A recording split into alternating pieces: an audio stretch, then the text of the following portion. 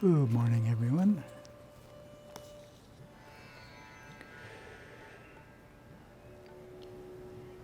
I have a story this morning from Gurudeva's Spiritual Visions, Chapter 7, The Inner Navigator. And the story introduces the concept of intuition or listening to one's inner self.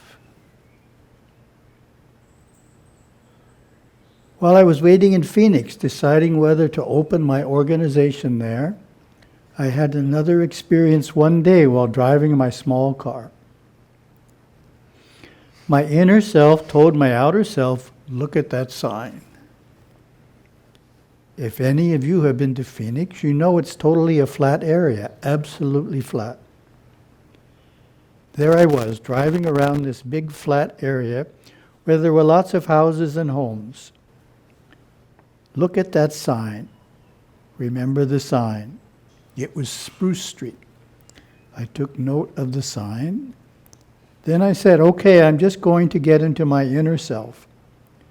The inner self said, drive 20 blocks forward, turn left and drive 10 blocks, turn right and drive 5 blocks, turn left 2 blocks, turn around, back up, go 10 blocks and on like that for about 2 hours as I followed the instructions. Then it said, stop and look at the sign. Spruce Street. I was a believer in myself, an absolute believer in myself.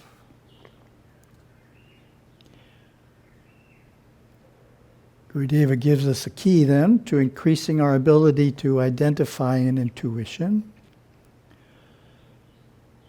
Though we often use the terms unfolding intuitive faculties and developing intuition, they are only used in an effort to encourage the aspirant on the path to work within himself in subduing his intellect so that he can actually observe the already functioning totality of the intuitive area of the mind.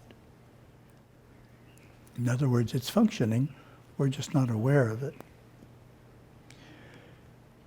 In order to subdue the intellect, that conglomerate of thought patterns and established modes of procedure according to the culture of the day, it's a beautiful definition of intellect, I'll read it again. In order to subdue the intellect, that conglomerate of thought patterns and established modes of procedure according to the culture of the day, it is first quite necessary to inwardly observe how one's acquired intellect actually functions. Observation is a faculty of the intuitive area of the mind, and this particular aspect of observation that I've just described comes into usage only after regular periods of meditation have been maintained over a long period of time. True, our intuitive faculties do constantly mingle through thought sequences each day, but our ability to distinguish one from another is accrued only through regulated discipline of our individual power of awareness. Once an inkling of success comes in knowing intuition and how it differs from reasoning, emotional impulses, and pre-programmed patterns within the subconscious, the contest is won. Then and then only we must persist to sustain this knowledge and dive deeper into the inevitable. All the time losing the future and the past and loosening the reins of the intellect. End of Gurudeva's quote. And my comment is, by losing the future and the past, Gurudeva means we don't think about it unnecessarily.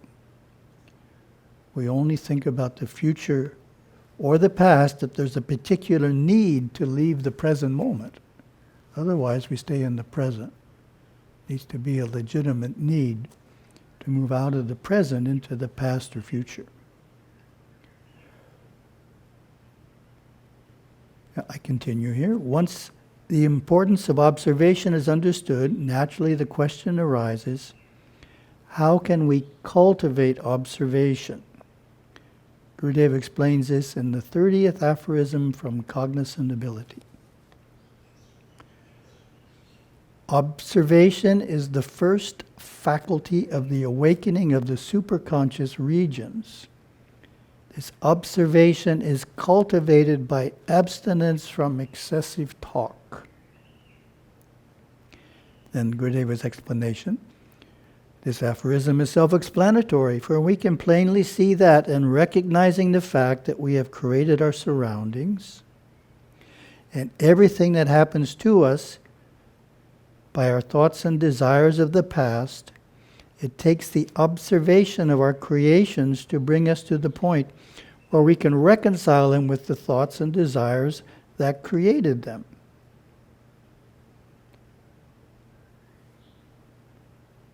In other words, it's not natural for human nature to take responsibility for everything that happens. We want to blame it on someone else when things go wrong. It's his fault, it's her fault. Things go right, we'll take credit, but when things go wrong, it definitely can't be something we created by our past thoughts and desires, but it is. So Gurudev is saying, to come to that conclusion and to face everything we face in life from that point of view is what we need. Then a related aphorism is 29. Excessive talk overloads the subconscious mind, thus making it extremely difficult for the superconscious to express itself. So this is explaining the basis of why we need to abstain from excessive talk. It overloads the subconscious mind. So there's so much activity going on in the subconscious mind that's not really assimilated. Superconscious mind can't be found in the midst of that. Gurudeva's explanation, you know what it is to have a basement full of things you have no use for. This basement may easily be compared to your subconscious mind. Thoughts and words can be compared to things. In your basement you have a furnace that supplies heat to the entire house. Your furnace can be compared to your superconscious mind. If your basement is too congested, you may not be able to get to the furnace to light it and heat your home. So it is within the storehouse of your subconscious. Silence lends itself to understanding. It allows you to perceive, then cognize. For is it not true that we talk excessively in our effort to understand what we are talking about? End of cognizant ability. So next I have a few descriptions of Paramaguru Yogaswami's use of intuition. Yogaswami worked intuitively, responding to those who came according to inner orders. In other words, inner orders means intuition. In explaining this process, he once said, I do nothing. I can do nothing. Everything you see, that is done by what comes from within. Another time he said, when you come here, what will happen was settled long ago. We go through it. You bring it, but it all happened long ago. Sit and be a witness. Swami explained the process. When you are pure, you live like water on a lotus leaf.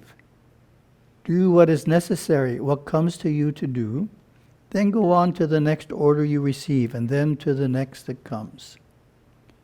He advised, boldly act when you receive orders from within.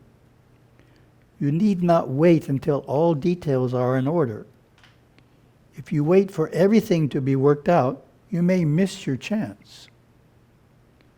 Have faith and do the work that comes from within. Money will trail after you if you are responding to divine orders. Helpers will come. Everything will come. You have only to follow carefully that which comes from within. When asked how to find one's inner voice, he said, Suma Iru, which in Tamil means be still. Be still and what you need will come to you. Suma Iru, was his constant command. He practiced it and heeded the answers that came.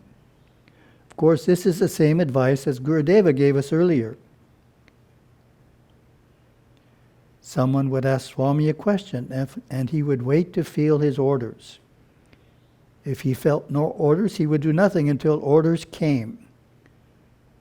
And we have another car story here. Once a man drove up to Swami as he was walking through town and asked if he could drive him anywhere. No orders, Swami replied, and waved the man on. A few minutes later, the driver came by and stopped again. Now I have my orders, Swami said, and got into the car. Gurudeva's and Yoga Swami's advice on how to find one's intuition is the same, just the wording is different. Gurudeva, abstinence from excessive talk. Yoga Swami, be still. Suma Iru. Give it a try. The results may surprise you. Then I have a thought at the end here. Sharing a useful technique for tapping our intuition to solve a problem. At night, just before going to sleep, write down the problem. Make sure you have described it accurately and completely. If not, then rewrite it until you have achieved accuracy and completeness. Go to sleep with the expectation that the answer will come to you from your intuition when you wake up. Thank you very much. Hope you enjoyed the stories. Have a nice day.